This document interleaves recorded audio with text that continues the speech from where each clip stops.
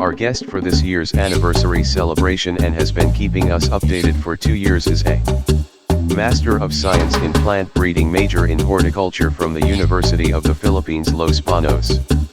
Registered Agriculturist Professional Commission.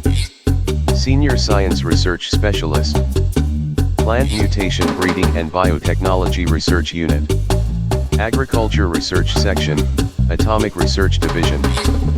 Philippine Nuclear Research Institute. Department of Science and Technology.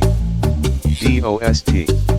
Member, Philippine Council for Agriculture, Aquatic and Natural Resources Research and Development. DOST Pool of Experts in Ornamental and Medicinal Crops, and Agricultural Resources Management. Member, National Research Council of the Philippines.